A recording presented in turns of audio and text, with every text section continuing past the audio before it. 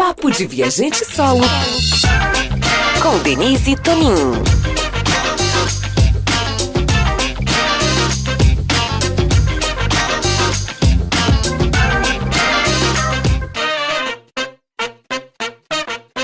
Olá pessoal, tudo bem? Estamos em mais um Papo de Viajante Solo e hoje eu tenho aqui a Juju Cristine comigo.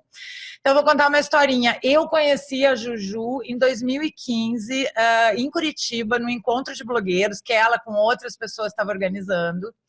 Daí depois corta e pula para 2017, Juju em Singapura, e a gente gravou um vídeo sobre viajar sozinha para Singapura. A Juju estava trabalhando lá, ela já tinha morado lá numa outra época. A Juju é viajante aí do mundo, né? Eu vou pular para 2019, porque a gente vai conversar sobre isso. 2019, Juju volta para o Brasil. Não, mentira. Antes disso, eu falo com Juju. Tá largando o emprego de Singapura. Tá indo viajar pela Ásia, tá? Vai passar pelo Mianmar, vai para a Índia e depois vai passar 3 meses na Europa. Pulamos para 2019. E aí, o que eu sabia de minha amiga? Que a minha amiga estava no Mianmar, num monastério budista, trabalhando como voluntária. Ela ficou 2 anos lá. Então, olha só a mudança aí de vida. Eu tô assim, pulando, porque também nesse meio tempo, 2018 eu perdi meu pai. E aí 2018 eu fiquei meio fora do ar, mas eu via mais ou menos as coisas que a Juju estava fazendo e tudo. A Juju tinha um blog de viagem também, esse blog não existe mais, ela mudou completamente a vida dela. Então a gente vai hoje conversar sobre propósito de vida, monastério, Mianmar, trabalho voluntário e uma virada de vida. Eu acho que é por aí um pouco o assunto de hoje. Então, Juju, obrigada por estar aqui, tá? Eu vou começar o seguinte. Te apresenta. Quem é você hoje? Porque eu não te conheço mais. Olá, pessoal. Oi, Denise. Gratidão imensa por estar aqui hoje, compartilhando um pouquinho dessa caminhada. Pois é, né? É uma reviravolta mesmo. Eu sou a Juju. Juju é de Juliana, mas pouquíssimas pessoas me chamam de Juliana. Eu gosto do Juju. Eu venho numa mudança de vida já há alguns anos e hoje eu consigo viver boa parte do que eu me propus a viver. Então eu tenho 35 anos, não parece, mas eu tenho 35 anos. Sou formada em logística, em secretariado, tenho cursos nas mais diversas áreas que vocês possam imaginar. Trabalhei 10 anos na indústria de turismo, 10 anos na indústria logística, de informação, de atendimento a cliente. Em 2010, minha vida começou a mudar, sem eu imaginar, com a perda do meu trabalho no Brasil. E em 2011 eu fui morar num navio de cruzeiros lá na Europa. Eu lembro. Trabalhando como assistente de garçom. E ali foi o começo de uma nova vida. Uma vida mais tranquila, ainda lá voltada para trabalho, ganhar dinheiro, comprar coisas, ter coisas, né? Essa vida materialista que a gente vive. E passados 7 meses lá, voltei para o Brasil e não me encaixava. Não tinha o que fizesse, parecia que estava faltando alguma coisa. Aí uma amiga de anos, que na época morava na Malásia, me mandou uma mensagem: Ju, estão precisando de alguém lá em Singapura. Quer trabalhar lá? Manda teu currículo. Eu nem sabia o que era Singapura. Tá bom, mandei o currículo. 3 dias depois, estava mandando documentação, entrevista, tudo. 2 semanas depois, estava eu mudando para a Ásia. Assim, desse jeito. E fui trabalhar em Singapura. Não sabia o que me esperava, fui sozinha, com a cara e com a coragem, com um monte de gente falando: tá louca, você vai pra lá, vão te roubar, vão te levar embora, vão te sequestrar. Assim, muita coisa ruim, eu recebi. Como também recebi muito apoio, principalmente da minha família, de amigos mais próximos. Eu cheguei lá no dia 2 de janeiro de 2012. E foi outra mudança de vida. Fui conhecer o Oriente. Trabalhei muito, trabalhava de madrugada, que era um call center, atendimento a cliente. Eu trabalhava com clientes brasileiros lá na Ásia, né? E fui conhecendo, desbravando aquele mundo. E lá meu objetivo era assim, era trabalhar para juntar dinheiro e viajar, né? Não era para mais nada disso. Foi aí que teve a questão do blog também, não? Então, foi em 2011 2012, perdão, que eu comecei o blog, até por incentivo da minha mãe, que ela é blogueira, tem loja virtual, entende essas coisas tudo. Ela que me incentivou a fazer, e eu comecei aos pouquinhos com o blog, a falar sobre as viagens, sobre como era a vida em Singapura, sobre cultura, o que era. Eu comecei a viajar pelos países por lá, e daí comecei a dar dicas sobre isso. E o blog me abriu portas gigantescas, assim.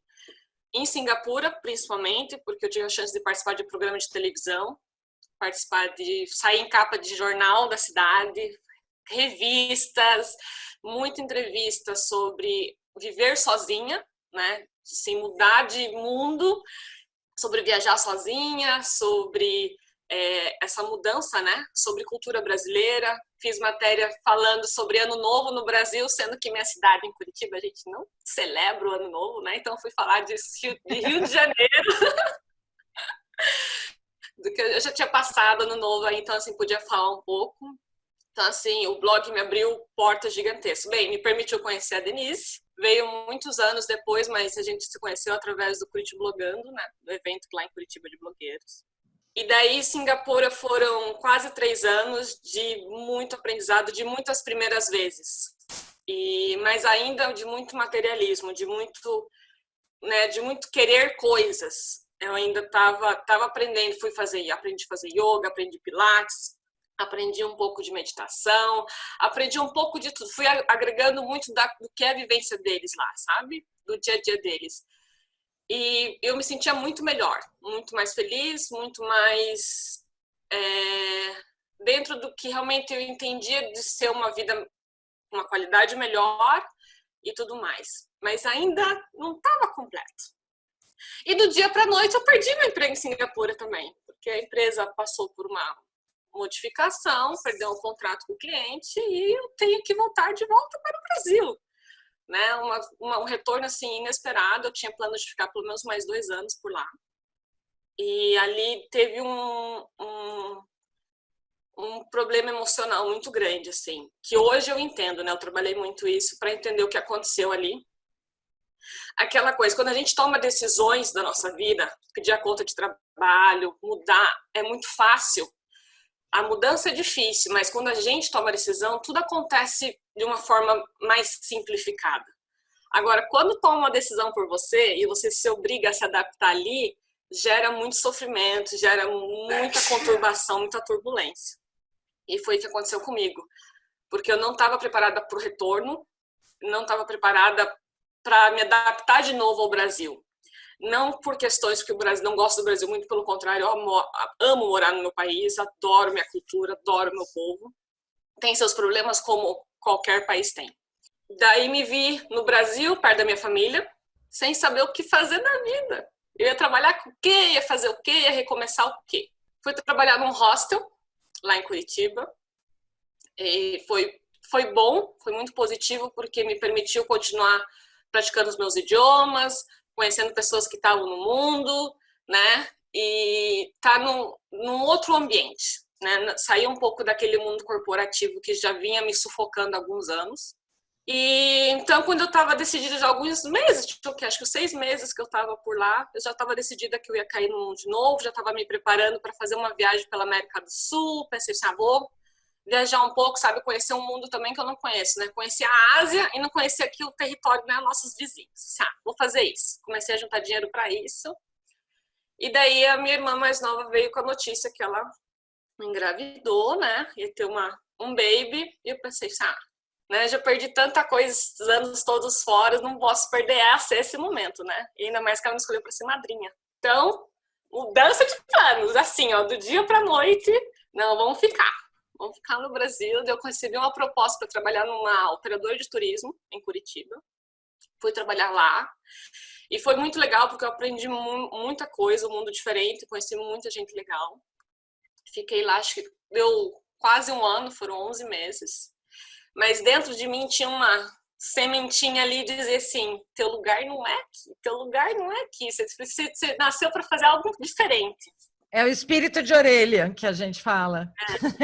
Alguma coisa ali está dizendo que não é. Exatamente, que não encaixava, que faltava. Eu não estava feliz, apesar de estar com a minha família, estar na cidade que eu amo, mas não tava bem comigo mesma, né? Eu não estava completa. Minha sobrinha nasceu, linda, maravilhosa, Lia, que eu amo de paixão. E 4 meses depois, eu recebi uma ligação me oferecendo um trabalho em Singapura. E eu fui, assim, pedi a conta e fui embora de novo. Pensei, Singapura é meu cantinho, é onde tá lá, né? Eu quero voltar, porque eu queria voltar, eu não queria ter ido embora, né? E fui embora. Porém, apesar de estar feliz de estar de volta na Ásia, com muitos amigos lá que eu conheci que se tornaram minha família singapuriana por lá, tanto brasileiros como estrangeiros, como locais, eu não estava bem emocionalmente. E o trabalho que eu fui fazer, a empresa com que eu fui lá, com a equipe de trabalho lá, infelizmente não colaborou com isso. Assim, era um ambiente pesado, um clima bem difícil, e eu não me adaptei. Então, a infelicidade tomou conta e eu entrei numa depressão. Né? Imagina, a pessoa está sempre feliz, sorrindo, brincando, viajando, teve uma depressão e foi bem sério, assim. Felizmente lá, né, imagina, do outro lado do mundo ainda, né? Você não tá nem perto da família, nada, então é tudo mais difícil. Daí tem um grupo de amigos brasileiros lá que são família. Eles me ajudaram, fiz aconselhamento. E depois de muita conversa, né? Porque a gente conversa com a gente mesmo. Colocar para fora, né? Entender o que a gente está sentindo. E eu realmente estava insatisfeita com a minha vida, com as minhas escolhas, com tudo que estava à minha volta. Não estava me suprindo, não estava me fazendo bem em nada. E o corpo, como dizia minha avó, padece, né? As doenças aparecem, né? Você está sempre doente, nunca está bem, está sempre cansado, está sempre insatisfeito, sempre triste, sempre brigando, sempre estressado. Só o negativo, né? E eu me olhava no espelho, eu já não me encontrava mais. Eu olhava assim, quem que é essa pessoa, gente? Porque não sou eu.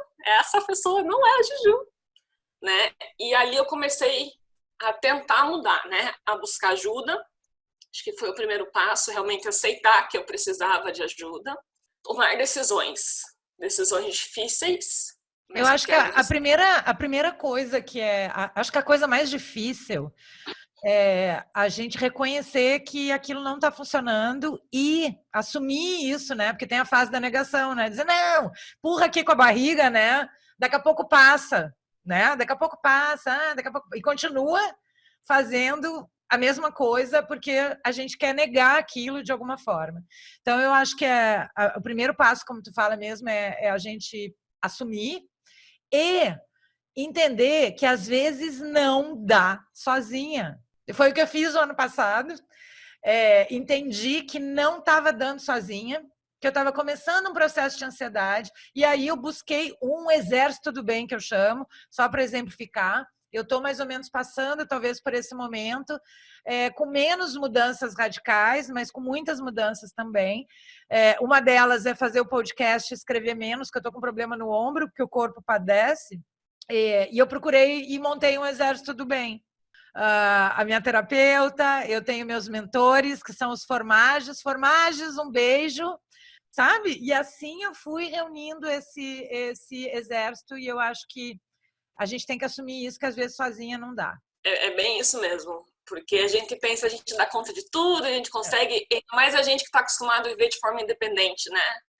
Avulso no mundo, então parece que assim, é você contra o mundo, e na verdade não, né? Porque a gente faz muita coisa sozinha, a gente precisa poder fazer muita coisa sozinha, mas não precisa fazer tudo sozinho. Exato. Né? E ter amigos, ter família que te apoiem é fundamental. E principalmente, acho que nesses momentos mais difíceis, né? Que precisa de alguém que lá te puxar, sabe? E mostrar, olha, aqui tá a luz, ó, tá aqui, ó, você consegue. E foi isso que aconteceu. Né, minha colega de apartamento me ajudou muito, os meus amigos lá de Singapura foram realmente fundamentais.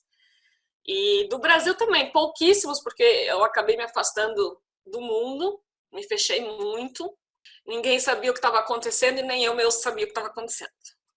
Pois bem, Eis que chega final de 2016, dezembro de 2006, eu decidi largar tudo, pedir a conta do meu emprego em Singapura. Foi uma das coisas mais difíceis naquele momento de fazer, porque era aceitar que não tinha dado certo, mas foi tirar um peso, sabe? Assim, eu comecei um caminho mais leve. Comecei minha jornada, eu não me lembro datas, eu tô meio perdida, assim, calendário para mim é uma coisa que também eu não Mas vivo. eu lembro que, eu acho que foi 2017, que foi quando a gente gravou, tu estava entregando o apartamento já. E aí, a tua ideia era o dinheiro que você tinha guardado, vê se eu estou errada, o dinheiro que você tinha guardado, você ia viajar um pouco pela Ásia, ainda em alguns lugares que você não conhecia, e depois eu lembro disso que você ia ficar 3 meses na Europa, mas era sem roteiro, era só um plano assim inicial. É isso mesmo.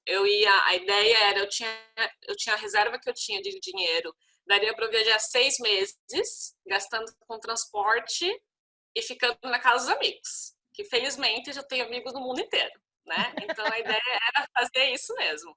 Era uma rota de retorno ao Brasil, sem ser direto para o Brasil, porque eu precisava de um tempo comigo mesmo para entender o que eu estava passando. Então, a ideia era, eu saí de Singapura e peguei um ônibus e fui para a Malásia. Da Malásia, eu peguei um avião e fui para o Laos, que eu nunca tinha ido para o Laos. E eu passei uma semana sozinha com o pessoal do hostel e lá encontrei uma outra pessoa que o blog me deu, que é a Monique. E ela com um monte de amigos dela também. E a gente passou assim dias incríveis por lá. E de lá a gente foi para Tailândia junto ainda. E foi sim, sabe, sensacional. E ali foi o começo assim de eu lembrar sobre o significado da palavra estar feliz, sabe? Eu tinha esquecido o que era assim, o sentimento de felicidade. E ali eu comecei a lembrar dele. Conheci muita gente que estavam passando pelas mesmas coisas que eu, insatisfação profissional, insatisfação pessoal, tentando se encontrar no mundo, pessoas mais novas, pessoas mais velhas, pessoas da mesma idade, homens, mulheres, jovens, e gente que estava na sua caminhada já há um ano, gente que estava começando como eu, e você pensa assim, que realmente a gente não está sozinho no mundo. Que os problemas que você tem estão comuns com outras pessoas. A forma de vê-los e a forma como eles vieram para nossa vida são diferentes. Mas você vê que às vezes a gente reclama, né, do nosso problema, pensa, porque você não entende, você não sabe o que eu estou passando, mas a gente esquece que talvez o outro esteja passando por coisa muito pior. Uhum. Mas a forma como ele está levando aquele momento é diferente, né? Então, aí eu fui também entender a tal da empatia, que a gente esquece, né? De entender o outro, de aprender a ouvir o outro sem julgar, sem reclamar, sem, sabe, dar pitaco o tempo inteiro. Mas você tem que fazer isso, você tem que fazer aquilo, você tem que seguir. Não precisa disso. A pessoa ela vai se entendendo. E quando ela precisar de alguma coisa, ela vai me procurar. Pois bem, do Laos veio daí Tailândia, veio Indonésia, veio Filipinas, encontrei outros amigos pelo caminho de Curitiba também. Sabe, foram momentos incríveis. Aí tava um dia lá em Bangkok, na Tailândia, né, que era o meu ponto de partida para tudo que é lugar, né, porque, né, quando você tá viajando no orçamento limitado, você procura voos baratos, né, lugares baratos, e Tailândia é um desses lugares. Tô eu lá na internet procurando voos, lugares e tal, e de repente aparece assim, Mianmar, $40 a passagem, assim, nossa, tá muito barato, né, vamos ver que país é esse. Procurei lá, precisava de visto. Eu apliquei para o visto online, dizia lá, 3 dias úteis, né? Para você receber o visto. Gente, 15 minutos estava no meu e-mail a carta do visto. Daí você para e pensa, é o universo conspirando. Não pode ser, né? Daí comprei a passagem e fui para o Mianmar. Cheguei no Mianmar, tinha a hospedagem de uma noite só e visto para 28 dias. No Mianmar, o que eu sabia do Mianmar? Uma amiga, a Meg, comentou assim, se um dia você for para o Mianmar, vá visitar esse monastério, que eles fazem trabalho voluntário, eles sempre estão precisando de voluntário, você adora criança, eles têm muita criança lá, vá para lá. Era isso que eu sabia do Mianmar, a possibilidade de fazer trabalho voluntário com criança. esse é um outro item, o ser voluntário. É muito importante na minha vida já há muitos anos. Eu sempre trabalhei como voluntário com crianças, das mais diversas formas. Nunca dei aula, como foi o caso lá, mas assim, trabalho com crianças abandonadas, criadas tiradas de família por maus tratos, construir casas para crianças, né? Então, assim, o trabalho voluntário sempre fez parte. Até então, um percentual muito pequeno, menor do que eu gostaria, né, naquela época. Mas sempre estava ali, o desejo de ajudar o outro, sabe? Aí cheguei no Mianmar, sem saber nem a moeda do país, sem saber que temperatura do ano, sem saber, gente, zero, de verdade. Bem, é como eu viajo normalmente, tá? Eu vou para um monte de lugar que eu não sei nada de lugar. Não recomendo para todo mundo, tá? Porque, assim, quem gosta de uma coisa mais organizada, ter um certo nível de tranquilidade e tal, precisa pesquisar um pouquinho. Eu, geralmente, vou com a cara e a coragem mesmo. Cheguei e, assim, eu ainda estava numa fase de dias muito pesados, assim, de dias tristes, que eu passava dias chorando ainda. Então, eu também estava passando uma fase muito difícil. A dificuldade de me abrir completamente com as pessoas. Eu conheci lá, nesse hostel, detalhe, cheguei no Mianmar despencando o mundo de água. O avião tremia o mundo para descer no aeroporto, sabe? Esse jeito, que boas-vindas, né? Tô chegando assim no país, não vou ficar muito tempo desse jeito. Gente, mas desde o momento que eu cheguei, era só sorriso, sabe? Era só gente tentando ajudar o tempo inteiro. O taxista, o pessoal no hostel, foi tudo ótimo. Eu conheci uma polonesa lá no hostel, assim, ela veio conversar comigo, ela veio puxar assunto, ela tava na cama de cima, era um hostel, tipo, que é só cápsulazinhas, assim, e ela me chamava de cima pra baixo, ei, você quer ir comer alguma coisa? Que ele tá, eu falei assim, ok, depois, sabe, tipo, tentando ainda, e ela insistindo, e graças a Deus que ela insistiu, viu, porque a gente saiu pra dar uma volta, pra comer, e a gente começou a conversar, e ela tava na jornada há 1 ano, já viajando pela Ásia, e a gente compartilhando histórias, sabe? E você vê assim, meu Deus do céu, realmente eu preciso desse tempo, eu preciso desse tempo comigo mesma. E ela tinha pesquisado o Mianmar, sabe? Ela sabia onde ela ia, sabia o que ela ia fazer, os lugares que ela queria visitar, e eu me abracei com ela. E a gente conheceu daí juntas, conhecemos um italiano, também estava no hostel, e estava no mesmo esquema, viajando assim 1 ano de estrada. Pensamos, devido ao ano novo, às celebrações lá, são dias que não tem nada para lugar nenhum. A gente não consegue ônibus para lugar nenhum, porque tudo é lotado, tudo cheio. Porque os locais viajam muito nessa época também. Então, nós ficamos na cidade por quase 4 dias. Qual cidade? Yangon. E daí o hostel, tipo, tentando negociar no hostel, porque eles não tinham vaga, tá? Porque, tipo, eu só tinha reservado 1 noite, né? Assim, mas por favor, deixa eu ficar, porque não sei o que. Sei que, gente, a gente deu um jeito. Eles ajudaram e eu fiquei lá com elas 4 dias, porque não tinha nada assim, sabe? Só tinha as coisas caras, né? E a pessoa tinha, assim, pra pagar no máximo uns $10 a noite. Lá eu pagava 7, então era um bom negócio. E, pois bem, conseguimos um ônibus para Bagan, que é a cidade mais famosa do Mianmar, que é a parte que é a cidade dos templos, a cidade antiga do Mianmar. E é fantástica. Pois bem, fomos eu e ela no ônibus, e chegamos no ônibus, o italiano também tinha comprado a passagem pro mesmo ônibus, estava indo pro mesmo lugar. Você vê como as coisas elas vão convergindo assim, sabe? Chegando lá, eu tinha reservado para ficar no hostel, e eles ficaram num outro hostel. E nesse hostel eu conheci muita gente legal e conheci um brasileiro que a gente até hoje acaba tendo contato de amigo, me ajudou bastante, até sem me conhecer muito, me deu bastante apoio com doações até assim, sabe, lá no começo. E a gente ficou na cidade, foi muito legal. Dirigi uma motocicleta pela primeira vez na vida, eu nunca tinha dirigido uma motocicleta na vida. Aquelas scooters, né? Mas assim, elétrica, meu Deus, gente, que aventura. Então, assim, sabe, eu tava tendo momentos de felicidade. E era o que eu precisava naquele instante. Eu precisava daqueles momentos, sabe? Eu me apegava bastante a eles. Ai, pôr do sol e nascer do sol. Gente, são os maiores momentos do dia que a gente recarrega muitas nossas energias. E lá, a gente tinha pôres no sol, nascer sol fantásticos. Daí, você passa aquele momento com você mesmo, sabe? Admirando aquele fenômeno da natureza, e você para entender que, nossa, o que eu tô reclamando de não ter isso, de não ter aquilo, de não fazer aquilo? E você começa esse turbilhão de pensamento vai tomando conta. Pois bem, conhecemos um monte de gente local lá, muita gente legal. E eu fiz contato, eu sentia dentro de mim que eu tinha, sabe, que estava na hora de seguir para o próximo lugar. Daí eu entrei em contato com a Su, que era a mulher local lá, que tem uma escola de caridade, e que era ela que podia me ajudar a ir para esse monastério que minha amiga tinha falado. Tá vendo? Você me deu o telefone dela, você precisa de contato com ela, e ela vai te dar as direções. Mandei mensagem para ela, liguei. Não, tudo bem, pode vir para cá. E fui para lá, na casa dela, no dia seguinte. Ela mora em Leleik, que é a região dos lagos lá, né? Que é a segunda região mais linda, que, na minha opinião, é a mais bonita do país. E é que tem maior diversidade cultural do país, os grupos étnicos. Então, assim, é multicolorida. São mais de 100 grupos étnicos, né, que eu estava lendo lá. É uma loucura, né?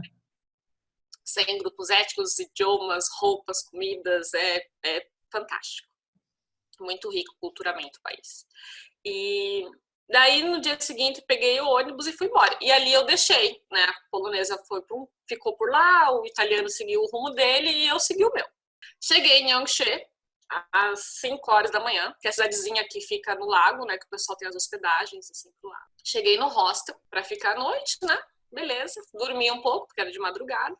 Lá tem muitos hostels que eles oferecem, que os ônibus chegam sempre de madrugada. Então, muitos hostels, eles têm um espaço para que você fique até dar o horário do check-in, sabe? Então, é bem legal, assim, bem interessante. Não tinha visto isso com tanta facilidade em tantos lugares. Muitos eles cobram por esse período, né? Eles lá, tipo, a maioria deles permite que você fique. Se eles tiverem, claro, o espaço vago. Aí, beleza, lá pelas 10 da manhã, acordei e fui na casa da Su.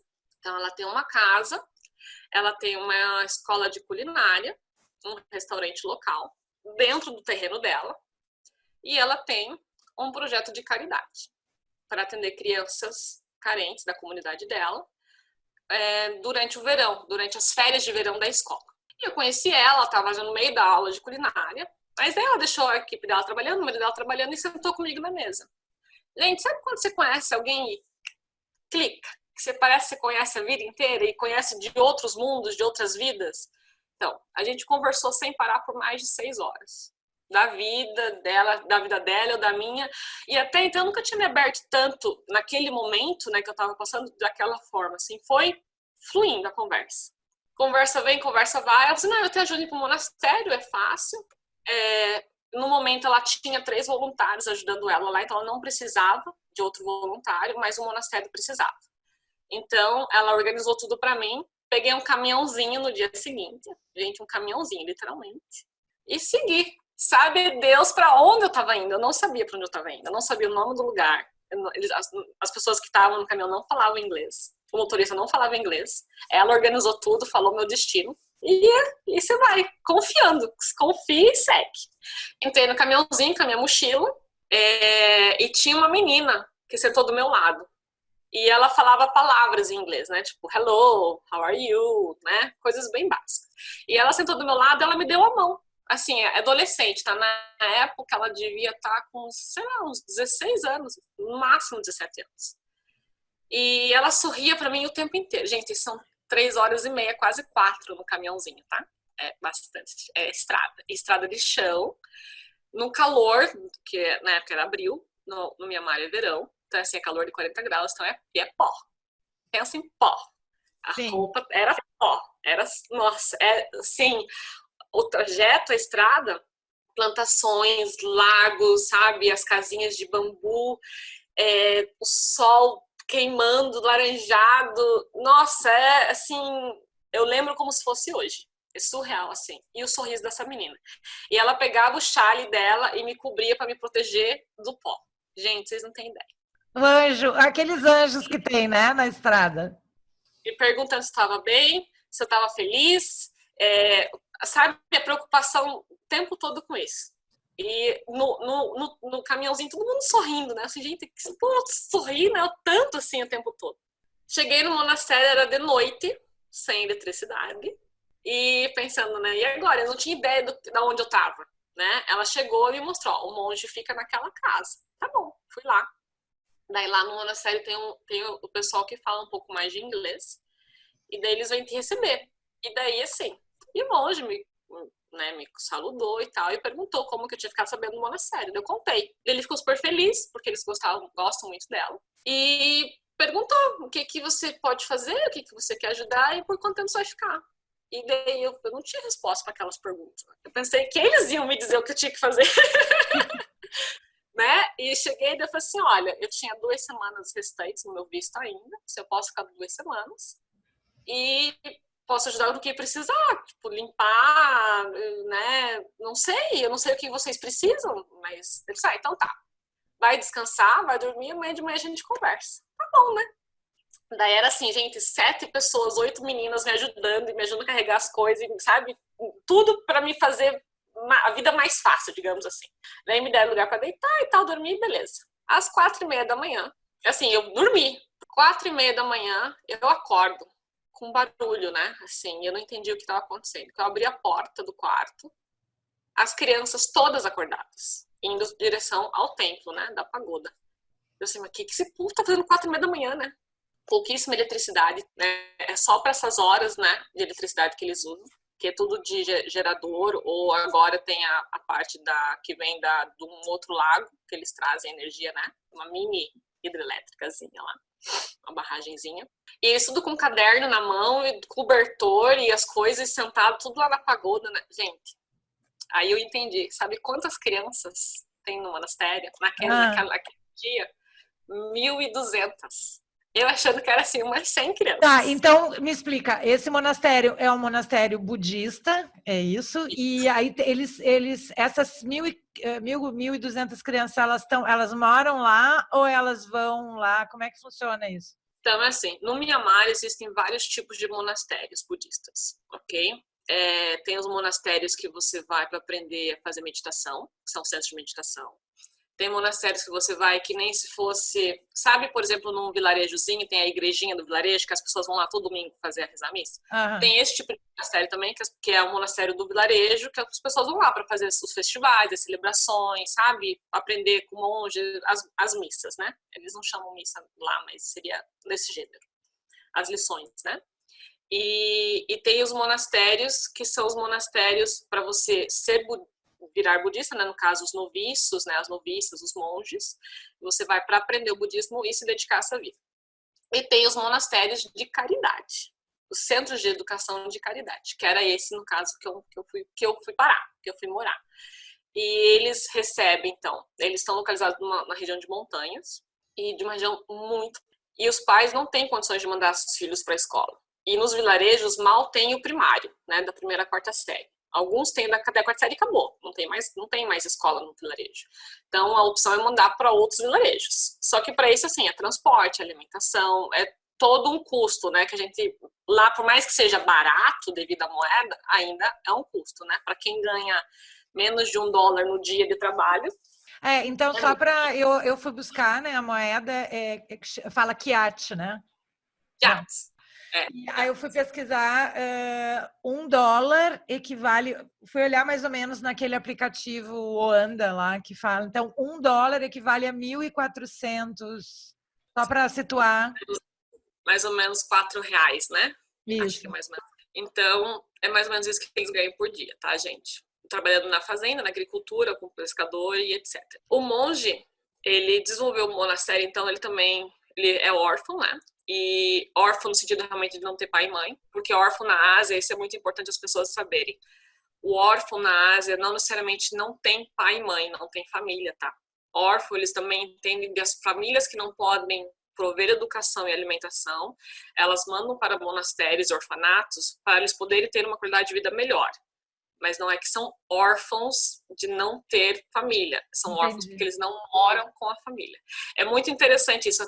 Depois que eu entendi, você entende o perigo do orfanato, né?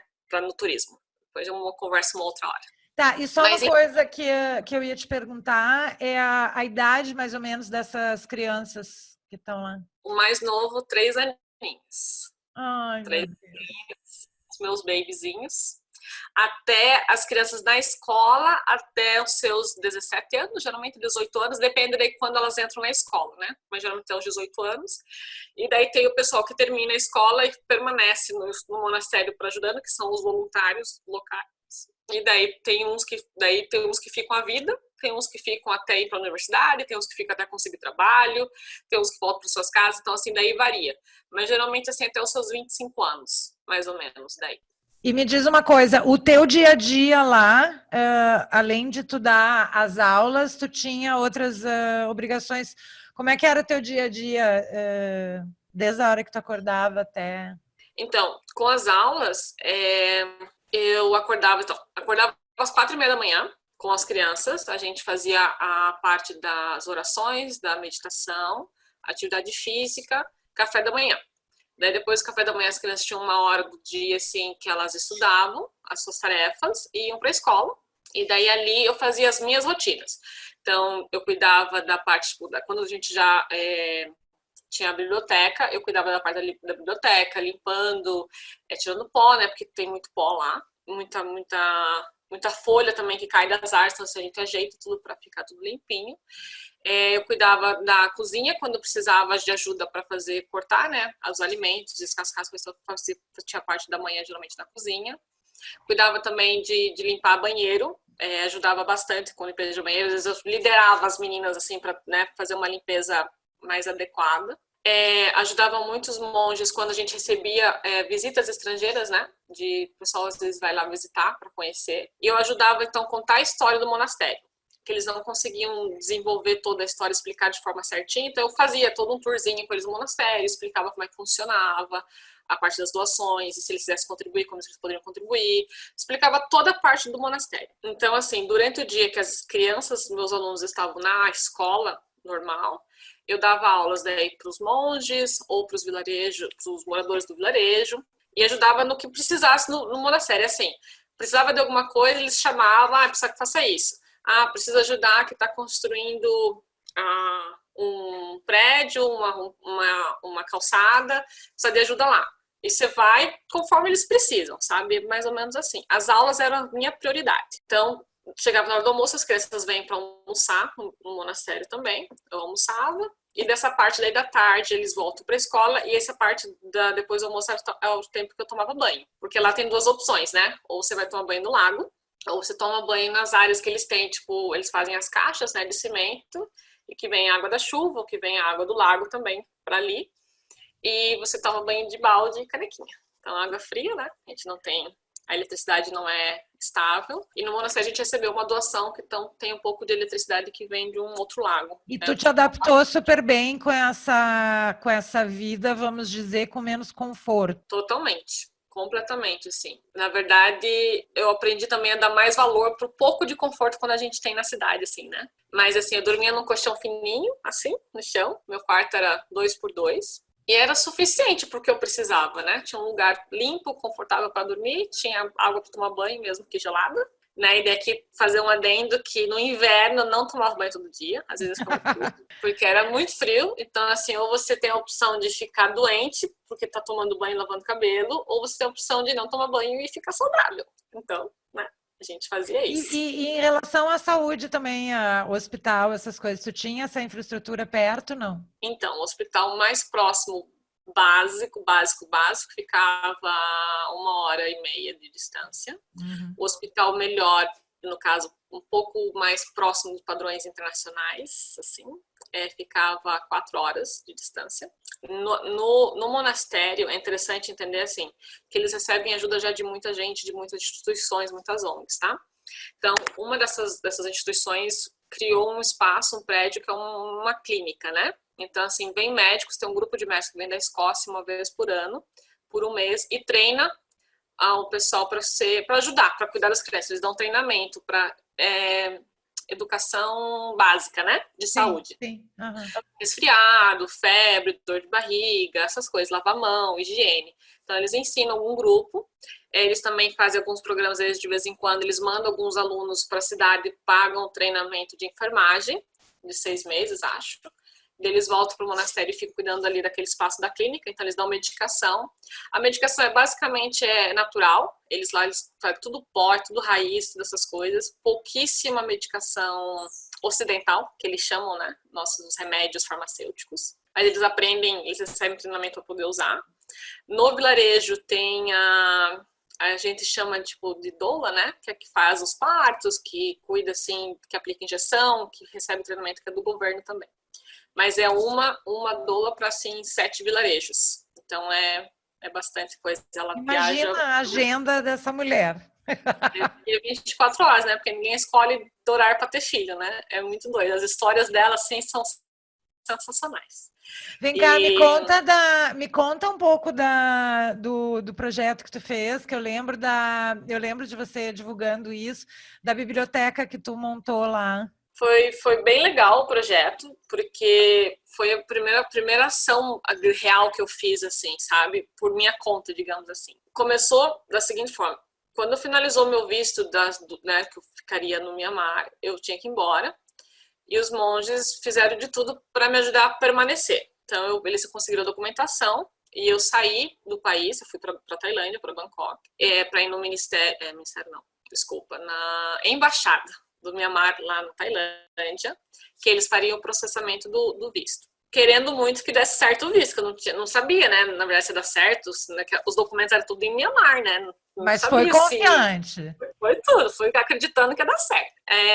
Esse visto seria de 70 dias. E daí, quando eu tava lá, eu fiquei pensando, poxa vida, o que eu posso fazer para deixar alguma coisa para eles lá, né? Que independente de ter voluntário, de ter alguém que ensine eles, como é que eles podem aprender por si próprios?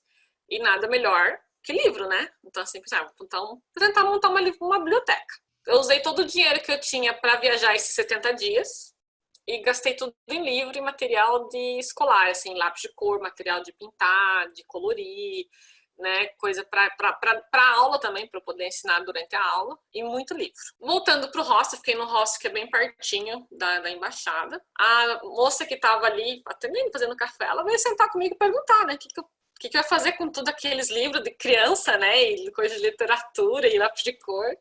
Daí contei para ela do Mianmar, contei da situação que eu estava fazendo, do projeto, do lugar, por que eu estava voltando. E ela me questionava, mas por que você vai voltar? Você já ficou lá um mês, por que você vai voltar a ficar mais 2 meses? Eu falei assim, não, mas porque eu quero realmente fazer o bem, né? Se eu trabalho, eles estão me dando tanto, né? Eles fizeram tanto por mim em tão pouco tempo, que o mínimo que eu podia fazer era retribuir o que eu podia. Eles estavam me dando, né, cama, comida, amor, respeito, felicidade. O único que podia era fazer os livros. E ela, descobri depois que ela é a proprietária do hostel, e ela tinha colocado um bilhetinho na minha bagagem. E quando eu cheguei no aeroporto para fazer o check-in para voltar para o Myanmar, ela disse que queria participar, colaborar com a ideia da biblioteca, e ela fez uma doação. E a primeira doação de uma pessoa que eu nunca tinha visto na vida, ele não conhece nada do meu passado, fez a minha primeira doação, que era quase o valor equivalente dos dias que eu fiquei, né? Fiquei 4 dias lá. Aí cheguei no Myanmar pensando, poxa, se uma pessoa que não me conhece quis me ajudar, acreditou nessa ideia que é possível a gente fazer a diferença com tão pouco, né? Meu aniversário vinha chegando, ele falou assim, quer saber? Vou dar uma dica, como é que é uma de Julia Roberts lá no Viver, Rezar, Comer e Amar, né? Mandei e-mail para todos os amigos e criei uma vaquinha, né, online, e recebi doações, gente, do mundo inteiro, né? A vantagem de ter bons amigos, pessoas no mundo todo, mas recebi doações do mundo inteiro, de muitas partes do mundo. Então eu consegui 500 livros para começar a biblioteca. Consegui, com esse dinheiro arrecadado, a gente fez estante de madeira no próprio vilarejo, então, para ajudar também as famílias que trabalham com carpintaria, eles mesmos fizeram, montamos tudo. Eu recebi muita doação de livros de amigos em Singapura, que me mandavam caixas de livros de todos os tipos, de crianças, infantis, inglês, livros em português, livro em espanhol, livro em... Nossa, tudo que é idioma que vocês possam imaginar, a gente tem livro lá na biblioteca. E a gente começou assim, com 500 livros. Quando eu saí O livro é maravilhoso, né? Livro é tudo de bom, é conhecimento, né? Você não depende de ninguém no livro, porque por mais que você não saiba ler, tem a imagem. E daí gera curiosidade, né? E daí esse interesse, né, do conhecimento faz com que você busque caminhos diferentes, né? E é legal, assim, depois dos 2 anos lá, a gente tinha mais de 3.000 livros na biblioteca. Nossa, que demais. Então, peraí, olha só. Tu foi 28 dias, voltou para Tailândia, pediu mais um visto de 3 meses que o monastério te ajudou. Voltou, terminaram os 3 meses.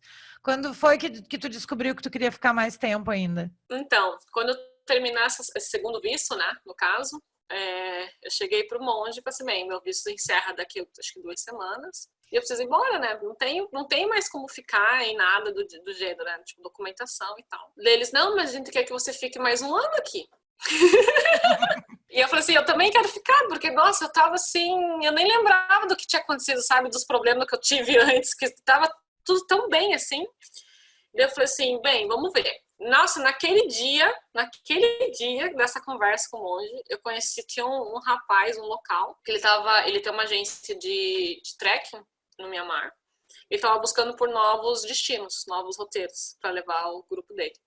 E a gente sentou para conversar. O monge pediu para eu fazer, que eu comentei, né? Explicar sobre o monastério, a história. Daí sentado, conversando. E ele perguntou do que eu estava fazendo lá. Eles têm muita curiosidade, né? O que uma brasileira tá lá, né? No meio do fim do mundo. E a gente começou a conversar e tal. E daí contei da situação do visto, que eu ia ter que ir embora porque eu não tinha como ficar com visto mais e tudo mais. Ele, não, mas eu conheço alguém que pode te ajudar com visto. Desse jeito, mandou mensagem, daí ele voltou para a cidade, falou com essa pessoa me mandou mensagem, me ajudou com a documentação para eu renovar o visto sem sair do país. Olha! Porque lembra que eu usei o dinheiro para comprar os livros, né? Então eu também já não tava, tipo, meu dinheiro estava já bem restrito, assim. Ele me ajudou. Fiz os pagamentos das taxas todas, né? Porque custa dinheiro. E consegui um visto para mais 3 meses. E seria aqueles 3 meses, né, de Europa, né, praticamente. Então, foi tudo no meu lar. E esses 3 meses lá foi assim, ajudando, daí tinha um hotelzinho no vilarejo, eu ajudava com a parte como trazer mais clientes para ele, como ajudar com a promoção do turismo responsável, como não afetar negativamente a região. Daí eu desenvolvi trabalhos com a parte do meio ambiente, né, sobre não jogar lixo no chão, sobre a importância de não fazer o dano e tudo mais. Então, assim, as aulas de inglês, que eram basicamente conversação, eu nunca dei aula de gramática, só conversação, eram moldadas para trabalhar conhecimentos gerais, autoestima, autoconfiança, para que eles tivessem curiosidade de ser pessoas diferentes, de buscar caminhos diferentes, de saber que o mundo é aberto para o que eles quiserem, não é limitado porque só porque a família deles são carentes, eles estão tendo uma educação básica simples, que fica nisso. Não, que eles podem buscar os seus próprios caminhos, né? Fazendo bem, não sendo só as opções fáceis, né? Que a gente aparece no nosso caminho, né? E a gente acaba, né, muito seguindo. Mas com o conhecimento, né? Se eles tivessem curiosidade, conhecimento, eles podiam ser pessoas, nossa, crescer muito. E muitos têm, assim, nossa, eu recebo mensagem, muitos continuam tendo contato com eles, muitos estão crescendo, assim, estão fazendo universidade, estão fazendo cursos, alguns foram trabalhar em Singapura, na Tailândia, né? Não é o ideal. Abre, né? A educação abre, né? Abre os horizontes, abre tudo. Você começa a ficar mais curioso, né? Então, né, o fato, eu acho que os livros, eu acho que é coisa das coisas mais importantes, como tu está falando, porque a pessoa não precisa, de fato, estar só na escola, ou depender de um professor, ou do ensino tradicional, né? Aquilo vai abrindo, vai alimentando a curiosidade. E tu vai crescendo, como viagem também, como viajar também, né? Com certeza. Que é uma coisa. Me diz uma coisa, o que mudou assim na tua vida? Eu posso dizer que tu encontrou o teu propósito aí nesse caminho que você fez por lá, o propósito de vida, tu encontrou isso lá, apareceu, aí eu quero fazer a minha observação sempre do propósito, que é a questão que eu acho que estragaram um pouco essa palavra e dá a impressão de que o propósito de vida, primeiro, é uma coisa só, tem que ser uma coisa muito grandiosa, sabe? Tem que ser assim, salvar as baleias azuis, que até eu brinco sempre com isso, porque eu tenho uma amiga que faz isso.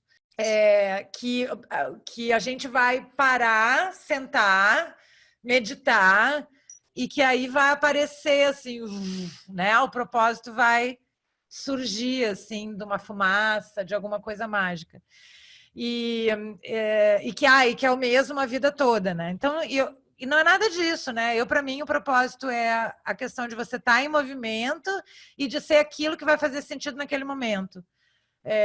Que vai fazer você acordar todo dia naquele momento da sua vida. Não precisa ser um... Tem gente que pode ter um propósito só para o resto da vida, e tem gente que pode ter vários e que vai mudando de acordo com o que você vai mudando. O que você acha que é propósito de vida, e se você acha que ele aconteceu aí nesse momento, lá no Mianmar? Então, eu acredito sim que o propósito está em movimento, como nós estamos, né? O nosso corpo está em movimento, né? A respiração, que é o fundamental para a gente, ela entra e sai do nosso corpo o tempo todo. Então, essa necessidade de mudança, transformação, também transforma o nosso propósito. Que muitos, a gente leva anos, às vezes uma vida inteira, e não descobre o que é. Outros, felizmente, descobrem muito cedo. Eu acho que está muito atrelado o propósito com o que nós queremos ser e com o que queremos fazer da vida. E não com o que queremos ter. Porque antigamente, meu propósito era tudo ter. Ter um cargo, ter uma carreira, ter casa, ter carro, ter. Era isso. Então, eu trabalhava... Família, ter filhos, ter... Essa parte, não, no meu caso. No meu também não. E muito bem resolvida, por sinal. Felizmente. Mas, assim, nesse sentido, né, do ter, do possuir, e nada a ver com o fazer. E hoje é diferente. O Mianmar, ele me deu tanto no momento que eu precisei muito, né? Me deu tudo que eu precisava em muito pouco tempo e me ajudou a me conhecer melhor, me ajudou a me controlar melhor, me ajudou a me entender melhor. Tem propósito sem autoconhecimento? Não tem como, né? Como que você vai conhecer o seu propósito? Você nem sabe o que você gosta, o que você não gosta, o que você pode, o que você não pode fazer, o que você consegue, o que você não consegue. Autoconhecimento é fundamental. Infelizmente, a gente não dá sabendo, né? Ele passa pela vida, né? E acho que a cada ano de vida, a cada momento, cada fase difícil, cada fase feliz é o que vai ajudando nessa parte desse entendimento, desse autoconhecer. Prestar atenção em si mesmo, né? E meu propósito hoje é o quê? Hoje, porque eu não sei amanhã. Hoje é fazer o bem. Fazer o bem através do trabalho voluntário, fazer o bem através do trabalho remunerado, fazer o bem como pessoa, né? Pensando sempre, se faz bem para mim e faz bem para o próximo, tá ótimo. Se faz bem para mim, mas não faz para o próximo, se faz bem para o próximo, mas não faz bem para mim, não tá bom. Então, assim, hoje eu sei o que eu não quero. Não quero trabalhar no mundo corporativo, não quero trabalhar longas horas por dia, não quero trabalhar por dinheiro, ganhando rios de dinheiro, não quero.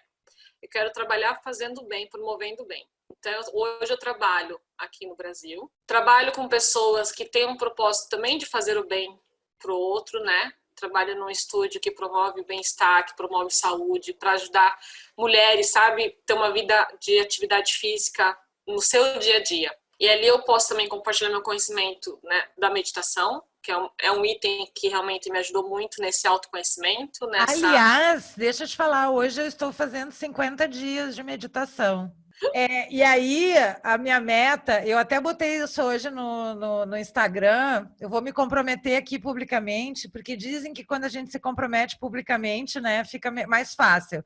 Então, a minha meta para 2020 é meditar todos os 365 dias. Eu já consegui 7. Muito bem. Então, meditação, para mim, mudou a minha vida. Né? Tem mudado a minha vida. Então, que mais, além da meditação, que mais que tu trouxe? Se tu começou lá ou tu já fazia antes a meditação? A meditação eu já faço há anos, mas não diariamente. Eu aprendi, quando eu fui para a Ásia, a meditação é algo muito oriental, né? Eles têm isso da vivência deles, né? Mas a meditação, que as pessoas entenderem, não é só aquele ficar sentadinho ali parado, não. É meditação como um conceito de vida, né? Fazer tudo na sua vida através da meditação, da respiração. E tá focado no momento, né? Consciente do presente. Então, a vida no monastério trouxe a meditação de uma forma diferente, uma técnica diferente e a prática diária. Então, desde então, eu pratico diariamente, de diversas formas. Além da meditação, é a forma de ver a vida. Aquela situação, assim, do questionamento. Eu preciso ter isso ou eu apenas quero ter isso, né? É necessário ter isso na minha vida? isso é bom, sabe? Tá ajudando o outro, tá ajudando o meio ambiente, tá me ajudando. A partir do momento que algo, esse questionamento, sabe, se tá prejudicando o outro, não tá bom, né? Tem que parar para pensar. Então, a vida simples. Eu já venho numa vida trazendo minimalismo de aquisições do consumo há alguns anos. E hoje, assim, eu tô, acho que, no melhor momento, assim, porque realmente eu aprendi a desapegar, no sentido real da palavra. Desapegar de lugares, de pessoas, de coisas, de sentimento, de tudo. A gente vive um momento. Momentos tristes, momentos felizes. É um momento. Tudo passa. Tudo é passageiro, né? Nessa vida, todos somos passageiros. E tudo também é passageiro. E, assim, essa forma de ver a vida, sabe? Me deixou mais simples. Nossa, aquela complexidade, né? Aquela coisa, nossa, deu alguma coisa errada e ficar naquilo e martelando. Eu já não tenho mais isso. Eu acho que a complexidade da vida hoje também, que é uma coisa que me levou a fazer essa mudança também que eu estou passando agora, que é a coisa da quantidade de coisas que a gente tem que decidir por dia. E são coisas que não são necessárias. Elas estão ali e a gente é cobrado por isso, né? Então eu me desliguei, eu voltei de uma viagem de 3 meses na Europa e eu me desliguei das mídias sociais, né? E aí quando você tem um blog e você não está nas mídias sociais, você não está em lugar nenhum. Tá, tudo bem, você está no Google, né? Já é alguma coisa. Mas você não está em lugar nenhum. Mas assim, olha, foi tão libertador, foi tão bom, que agora eu voltei, mas voltei com vontade. E não é mais uma obrigação, né? O que eu faço hoje, eu faço porque eu acho que tem sentido. E a gente chega uma hora que, assim, você entende o que você realmente precisa, né? E o que você não precisa, que eu acho que é isso. Assim, é a gente conseguir distinguir. E a segunda coisa é o que você tem controle e o que você não tem controle. E aí eu vou para um livro maravilhoso que eu indico para todo mundo, que eu vou fazer um podcast só disso, que é o livro que é o Essencialismo, que ele te ensina a você dizer não, a você fazer as escolhas, né? Cada um que vai saber qual é a escolha e quem está no momento tal, né? O teu momento é diferente do meu momento, que é diferente de outra pessoa. O que é importante para mim ter ou fazer é diferente do que é para ti, e isso não tem o que é certo, o que é errado, tem o momento que tu está vivendo. Mas eu cansei também dessa vida cheia daquela lista de um monte de coisas que não são necessárias, nem ter e nem fazer. Então eu acho que isso aí é um momento maravilhoso, eu espero que todo mundo chegue nesse momento, porque é libertador, né? E Ju, me conte, você está indo semana que vem de volta para o Mianmar. E aí você organizou isso também que eu queria que tu falasse. Você organizou uma vaquinha que eu participei. Eu fui a primeira, não foi? Fui a primeira. Você fez uma vaquinha online. Para quem não sabe o que é vaquinha online, é um site onde você pode doar para esse projeto lá do Mianmar. Explica como é que é a vaquinha, por que tu vai voltar, o que tu vai fazer com esse dinheiro. Eu tô aqui no Brasil já tem 7 meses, acho, 7, 8 meses. Eu vim inicialmente com o propósito de passar um tempo com a minha família, afinal fiquei 3 anos e meio longe, e então tirei um tempo só para isso. Daí eu comecei a trabalhar, inicialmente realmente porque a gente precisa ser produtivo, eu sou uma pessoa ativa também, então a gente tem que produzir, né? Ficar só em casa também não agrega muito. E daí assim, no Mianmar eu tenho a chance de realmente de ajudar realmente, sabe? De fazer a diferença, de fazer transformação, de fazer o bem imediatamente. Não é algo assim, tipo, eu vou fazer agora e quem sabe um dia vai dar certo. Não. Lá eu não tenho burocracia, não tenho... tirando o visto, né? Porque tem a parte do visto, infelizmente somos estrangeiros, né? Mas, tipo, de resto é imediato, sabe? Se eu chegar lá com o pessoal, né, no monastério, eu ajudo também outros projetos locais também, que não é monastério, que não são monastérios, são escolas de caridade. Se eu chegar lá e falar assim, olha, vamos fazer um projeto assim, minha ideia é vamos trabalhar alguma coisa no meio ambiente, vamos plantar árvore. Eles apoiam a ideia, me ajudam a arrecadação, fazer tudo, todo mundo se mobiliza, os pais das crianças, as crianças, os amigos, todo mundo se mobiliza, no dia seguinte está acontecendo. Sabe, é muito imediato. Então, a gente não tem isso tanto no nosso dia a dia por aqui, sabe? Tudo você quer fazer alguma coisa, tudo tem que pensar, tem que planejar, tem que talvez um dia acaba nunca saindo do papel. Então, acho que essa chance que eu tenho de fazer tudo da forma como eu gostaria que fossem feitas e ver acontecer naquele momento me trazem também essa sensação de realmente que eu estou fazendo bem, sabe? Está acontecendo. Eu não vou deixar minha marca daqui 500 anos, eu vou deixar minha marca naquele momento, que é o que importa. Pois bem, então eu decidi voltar para o Mianmar. E tinha como objetivo fevereiro desse ano de 2020, que é quando finaliza a escola e começa a parte do verão, né?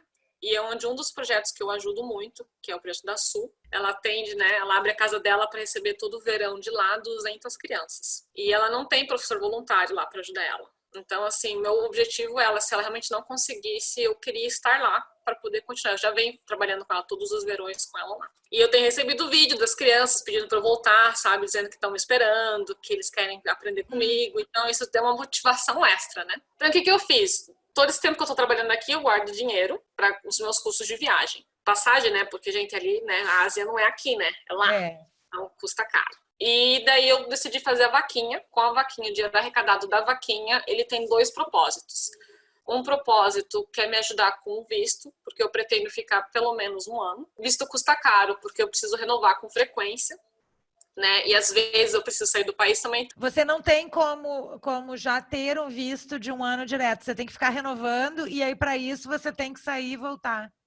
Infelizmente, minha mãe não tem esse tipo de visto, porque geralmente esses vistos são vistos de trabalho, né? E lembro que eu não tô lá trabalhando, né? Tô trabalhando, mas não tô gerando renda, não tô gerando imposto, né? Então, assim, não tem essas facilidades. E é um país ainda que está aprendendo a lidar com essa parte, então está em constante mudança, que nem o que eu tinha da vez passada eu já não consigo ter agora, eu tenho que fazer uma coisa diferente e eu preciso estar lá para mexer com os papéis. Então, é tudo isso, eu vou sem certeza também se posso ficar um mês. Mianmar não tem representação no Brasil? Não. O Brasil tem representação lá, tem embaixada. Sim, isso eu sei. Até o embaixador é meu amigo. Ele me ajudou muito lá. Mas assim, então o que a ideia da vaquinha é isso, ajudar com parte do visto e a outra parte com material. Porque assim, eu vou para os lugares e tem que levar tudo, tem material de aula. E não é material assim só o papel e o lápis, é material para dar a aula, né? Jogos, atividades, para você trazer uma aula lúdica, uma aula interessante, uma aula criativa, né? Eu, quando eu estava lá, eu não tinha nada disso, então eu criava jogo da memória, por exemplo. Pedia fazer as crianças desenharem desenhos repetidos, 2, 2, 2, né? E a gente trabalhava a criatividade e brincava com o jogo da memória para aprender vocabulário. Então, tudo isso eu uso esse material para comprar. Além do material básico de sala, né? Que eles também não têm lápis de cor, essas coisas. Eles recebem algumas doações, mas não é suficiente, né? Eu tenho a intenção de ir para outros vilarejos mais remotos, onde não chega tanta ajuda, onde os estrangeiros não conseguem ficar porque as situações de vida são ainda mais simples, né? Então, eu quero ir para esses lugares, ajudar as crianças nesses lugares, porque a parte do turismo é bem desenvolvida no país e está crescendo. Então, se essas crianças nesses lugares tiverem a chance de aprender um idioma, aprender alguma coisa a mais, eles têm uma chance maior de vir para a cidade e conseguir trabalhos e depois retornarem para os seus vilarejos e continuarem trabalhos lá com os locais, né? Eles são muito generosos, né? Bem, o Mianmar é o país mais generoso do mundo. Eles têm muito disso, deles saem dos seus vilarejos para fazer as atividades, trabalhar, ganhar dinheiro, aprender, estudar, e eles voltam para seus vilarejos, compartilham tudo isso com as crianças, sabe? Então, eles têm muito esse senso do compartilhar conhecimento, do dar ao outro, né? Quando você fala em doação, e doação que eu falo não é só o dinheiro, não é só o material, doação de tempo também. Lá eles têm muito isso. Muitos jovens, depois que terminam a escola, eles vão para monastérios para ser voluntários, para ajudar os monges com as crianças, como que eu morava. Isso é muito legal, né? Dar assim, 1 ano das suas vidas, 5 anos das suas vidas para serem voluntários. Porque isso já faz parte, né? Faz parte da cultura deles. Da cultura. Então, daí a vaquinha é para isso. Já consegui mas bastante. quem quiser ajudar depois por exemplo, da vaquinha sair do ar, porque tu vai continuar lá esse tempo todo e vai continuar precisando, né? O material acaba, né? Como é que pode fazer? Tem alguma maneira de entrar em contato contigo? Tem, com certeza. Assim, eu ainda não tenho uma plataforma que possa ser um recebimento mensal, mas eu recebo muita doação através do PayPal, né? Pelo e-mail. Qual e-mail? Juliana.cristina, jujucristine@yahoo.com. Então, assim, para entrar em contato comigo, para fazer qualquer tipo de doação, é por e-mail. Então, é juliana.cristine@yahoo.com. E tem o Instagram, a conta é jujucristine_life. Life. Acompanha. Para acompanhar também. E tu consegue postar um pouco do teu dia a dia, do projeto, enfim, das coisas que tu tá fazendo, né? Consigo. Eu não posto diariamente, a não ser que eu esteja na cidade mesmo, mas se eu vou para os vilarejos, a conexão é mais difícil, então acaba não sendo. Às vezes o upload e download fica bem complicado. E a ideia, assim, eu compartilho sobre o projeto que eu estou fazendo com o dinheiro recebido, o que está acontecendo, as ideias, né, que vão surgindo lá, porque a ideia, assim, é ajudar os locais, as necessidades deles, não as minhas. Através das necessidades deles, do que eles precisam aprender, do que eles querem aprender, de acordo com as minhas habilidades, com o meu conhecimento, como que a gente casa isso. Então, a gente é um trabalho em conjunto. Eu não chego lá e falo assim, eu vou dar aula disso. Não. O que vocês estão precisando? O que vocês querem aprender? Olha, eu tenho conhecimento nisso, nisso e nisso. Beleza? Beleza. Pode ser. E a gente converge. Porque tem muita gente que pensa que quer ser voluntário, vai lá, nunca foi professor na vida, como foi o meu caso, mas eu aprendi. Eu venho me preparando, fazendo treinamentos online para trabalhar como professora, material, plano de aula, tem todo um... Hoje eu estou muito mais preparada, né, do que eu estava lá daquele começo daquelas 2 semanas. Mas eu fiz tudo de coração, realmente, porque era importante para mim fazer o meu melhor para que fosse bom para eles. Então, eu chego lá, assim, eu estou programando, eu já tá aqui, eu e minha mãe, estou preparando material, imprimindo plano de aula, imprimindo jogos, imprimindo, né, todo o material de apoio, porque eu não posso realmente contar com tecnologia, então a tecnologia fica de lado. Se tiver como apoio, show, se não tiver, eu consigo fazer tudo sem ela também. Então, esse dinheiro é tudo para isso, para todo esse material que está sendo preparado, mas quando eu chego lá no país, lá no caso no Mianmar, eu faço compra de material para as crianças, daí para eles, para uso durante as aulas. Então, eu levo uma parte daqui, mas eu não levo tudo daqui, porque eu acredito que a gente também precisa ajudar a economia lá. Eles também precisam disso. Deixa eu te perguntar uma coisa. Por exemplo, para quem tem vontade, né, de fazer uma viagem, trabalhando como voluntária, né? Ou aquela pessoa que está fazendo uma viagem, nunca foi voluntária e gostaria, talvez, de dedicar um tempo. Que, por exemplo, a pessoa quer viajar, e aí eu estou falando para qualquer lugar do mundo, o que ela precisa para poder, então, trabalhar como voluntária em algum lugar, né? Primeiro, assim, a gente tem que pensar em 3 fatores antes de pensar em fazer o negócio, né? Primeiro, trabalho voluntário é coisa séria, né? Não é tipo, não tá sem fazer nada, vai lá e dá uma ajuda. Não, trabalho voluntário é trabalho sério. Exige treinamento, exige conhecimento, trabalho sério, trabalho consciente, trabalho responsável. Acho que esse é o primeiro fator, assim, entender o que é trabalho voluntário. Depois disso, é entender as suas habilidades, o que você pode compartilhar, o teu conhecimento. Você pode ser professor, você pode trazer algum projeto, você é bom... Não, eu posso conectar pessoas, posso trazer pessoas, porque nem todos temos a capacidade e a habilidade de ser professores. Então, o que você pode oferecer? O que você faz bem, que você pode fazer bem para o outro? E terceiro, entender a comunidade que você quer trabalhar. Seja o país que for, seja na sua própria comunidade. Que nem eu comentei. Não é o que você quer fazer, é o que a comunidade precisa desenvolver. Então, assim, às vezes as pessoas falam assim, eu já faço trabalho social, vou lá, compro doce e levo para as crianças. Gente, isso não é ação social, porque você não desenvolveu nada. Muito pelo contrário, você está criando o hábito de que eles vão receber. Então, eles se tornam preguiçosos e não trabalham por si. A gente mostra o caminho. Aquele famoso ditado, a gente ensina a pescar e não dá o peixe. A gente não recebeu nada de graça, nada fácil.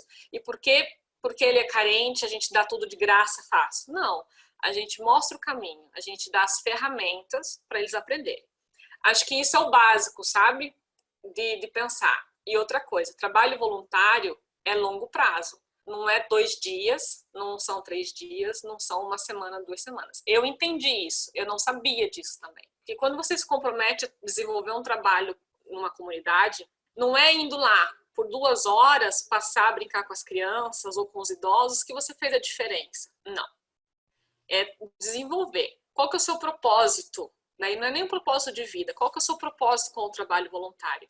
Ah, tem um asilo lá, eles precisam de pessoas que precisam contar história, por exemplo. Você é um bom contador de história? Você consegue ler uma história para alguém? Então, beleza. Traga livros que sejam interessantes, que agreguem conhecimento para aquelas pessoas e para você. E vá lá. Uma vez na semana, por dia, tudo bem. Mas, assim, é por 1 ano, são por 2 anos. Não é uma vez. Porque uma vez você não se conectou, né? Quando a gente faz um trabalho, quando a gente vai para a escola, quanto tempo leva para a gente gostar de um professor? Quanto tempo leva para a gente gostar de uma matéria? Exige um tempo da adaptação com a mudança. Você está conhecendo novo, né? Você está fazendo algo novo. Então, são muitas vezes, muitas repetições da mesma coisa para você fazer bem. E o trabalho voluntário é igual. E trabalho voluntário tem diversos níveis. Tem trabalho voluntário, por exemplo, tem várias plataformas hoje que você pode ser voluntário sem estar localmente no lugar. Você se conecta e você compartilha suas habilidades. Por exemplo, tem muita ONG, muita instituição que precisa de ajuda para fazer site, para trabalhar com material de divulgação, para como arrecadar doação. Você pode ajudar isso mesmo não estando lá. Porque às vezes você não tem o tempo, né? Que nem eu escolhi me dispor da minha vida de anos para poder ajudar. Eu escolhi isso. E eu estou aceitando as consequências disso, de ficar longe de família, de ficar longe de conforto, do que a gente entende de conforto, de tudo isso. E para mim tá tudo bem. Eu estou ok com a minha decisão. Mas nem todo mundo pode, né? Simplesmente deixar 1 ano da vida e ser voluntário. Tem outras opções, por exemplo. Ah, mas eu não vou trabalhar com criança, com professor, com essas coisas. Tudo bem. Tem plataformas que você pode fazer troca de serviço. Gente, não é trabalho voluntário. As pessoas confundem. É troca de serviço. Você pode ir lá se conectar em Wordpackers e em todas essas redes todas aí. Tem dezenas. E você vai trocar serviço. Você vai fazer algo e eles vão te dar algo em troca. Que fica muito claro, né? Agora acho que ficou bem claro. Existe hoje um negócio chamado volunturismo. Nossa, mas o que é isso? Muitas agências de viagem hoje vendem um pacote de volunturismo, onde você viaja, paga todo o seu custo, e você fica lá 1 semana, 10 dias no lugar, trabalha como voluntário 1 hora por dia, 2 horas por dia, e passeia. Tá errado? Sim e não. Pode ser diferente, ok? Lembrando que o trabalho voluntário é uma troca de conhecimento e de experiência. Tem que ser bom para mim e tem que ser bom para o outro. Eu preciso agregar algo para aquela comunidade e aquela comunidade tem que agregar algo para a minha vida. Estão surgindo algumas empresas mais conceituadas e mais responsáveis na parte de trabalho voluntário. Eu ajudo algumas, onde você vai realmente fazer o trabalho voluntário. Então, você vai para um lugar, mas você vai com um plano, com um projeto. Então, por exemplo, você vai para dar aula, você vai com um plano de aula. Coisas diferentes, conhecimentos, coisas que eles não têm no dia a dia. Então, você vai para dar aula, você leva o material, o lugar pode ser que te dê acomodação e alimentação, mas lembra, não é troca de serviço. Você não está sendo voluntário para receber em troca acomodação e alimentação, não. O ser voluntário é arcar com as suas próprias despesas. Então, assim, se você receber algo em troca, tudo bem, mas não é esse o objetivo. Então, deve estar no lugar. Então, por exemplo, mas além do estar dando a aula de voluntário, é passar tempo com as pessoas, com os locais, saber a cultura, conhecer a cultura, compartilhar a sua cultura, se integrar na comunidade. Então, não é tipo, tô precisando de lugar para ficar, não quero gastar dinheiro, vou lá, dou umas aulinhas de inglês, que tem muita gente que faz isso, fico lá e ganho hospedagem de graça, comida de graça. Você ajudou? Só a si mesmo. Porque a comunidade teve que dispor da comida, que poderia ser dado para as crianças, dispôs da acomodação que podia ser dado para alguém que precisasse, realmente. As pessoas são muito hospitaleiras com relação a voluntários. Então, eles querem te dar o melhor. Mas daí você tem que pensar e também dizer, o que você pode receber e o que você não deve receber. Eu, quando estava lá, eu cheguei a um ponto, depois de mais de 6 meses no Neymar, que eu não tinha mais dinheiro. Eu tinha $10 na minha conta bancária, de verdade. Eu não tinha nem dinheiro para voltar para o Brasil, tá bom? Mas eu não me preocupava, porque eu sabia que tudo se resolve quando a gente precisa. Eu acreditava que eu precisava estar ali, por mim e por eles. Quando chegava uma situação de renovar visto, aparecia alguém no meu caminho que me ajudava com a doação para alguma coisa. Eu nunca pedia. As pessoas queriam fazer parte daquilo ali. Então, me ajudava de alguma forma, ou com a documentação, ou com a estadia em algum lugar, ou com a passagem de ônibus. E, consequentemente, eles estavam ajudando o projeto também. Sim, claro. E se ajudando também, porque eles também estavam fazendo bem, que era o que eles podiam fazer, eles não podiam estar ali. E é muito interessante isso.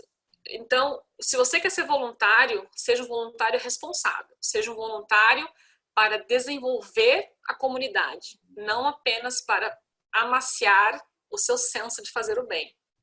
A generosidade é parte do voluntariado. Ser voluntário, comece dentro de casa e depois queira ajudar o outro. Eu recebo muito questionamento. Por que você faz lá no Mianmar e não faz no Brasil? Recebo o tempo inteiro. Gente, eu sou voluntária no Brasil há mais de 20 anos. Eu trabalho com criança desde sempre. Trabalho, fazendo bem. As pessoas se equivocam muito nisso, né? Porque fica mais fácil você depositar e aí você amacia, você aquieta aquela coisa de não tô fazendo nada. Não, já dei dinheiro, eu ajudei uma criança, eu... né? Enfim, paguei isso, fiz aquilo alivia. Não que não precise, porque também precisa desse tipo de doação, obviamente. Mas eu digo assim, se todo mundo desse tanto o dinheiro quanto o seu tempo também, né? As coisas seriam... Então, Juju, nossa, foi assim uma conversa e tanto. Foi maravilhoso conhecer essa pequena e incrível história de vida, né? Imagina quanto que vai ter. Tu tá com 30 e poucos, imagina ainda o que vai ter ainda aí pela frente. Então, eu queria agora que tu deixasse aí a tua mensagem final. A gente já falou não esqueçam, né? Quem puder, quem achou essa história legal, esse projeto legal, que aproveite para doar. Vai estar o link na descrição desse vídeo ou do podcast, enfim. Ou se não, pode mandar o e-mail para a Juju. E, Juju, queria então que tu deixasse aí uma mensagem final, o que mais que tu quer falar? Bem, primeiro agradecer o espaço, né, o convite. Acho que é muito bom poder compartilhar, né? Eu acho que quando a gente conhece um ou outro, compartilha a nossa experiência, fala em voz alta as experiências, torna muito mais real. E a gente permite que o outro também possa aprender o que a gente aprendeu. A mensagem é assim, você quer fazer o bem, você quer ser voluntário, comece hoje mesmo. Nas pequenas ações, no seu dia a dia, no trabalho, na escola, em casa, com a família. É o detalhe que faz a diferença, não é o grande. O pequenininho, todo dia, no final, fez uma diferença gigantesca. Quer saber mais sobre o projeto? Me escreve, acompanha no Instagram. Se quiser saber como ser voluntário aqui no Brasil, fora, eu posso te ajudar a iniciar a sua caminhada. Porque antes da gente ajudar o outro, aquilo que a gente conversou antes, é autoconhecimento, é saber o que você pode fazer. Tem que ter muita consciência no que a gente está fazendo. Então, pratica o bem todos os dias. Obrigada a todos por terem ouvido, por terem participado. E estamos aí, à disposição. E, Juju, super, super obrigada. Eu tenho certeza que todo mundo vai amar aí essa experiência de vida maravilhosa. Fica, assim, uma inspiração para a gente. E esse foi mais um Papo de Viajante Solo. Se você quiser mandar também alguma pergunta para a Juju, se você não anotou o e-mail dela, também pode mandar aqui no e-mail do papod@viajantesolo.com.br, que eu mando para ela. Um beijo e até o próximo!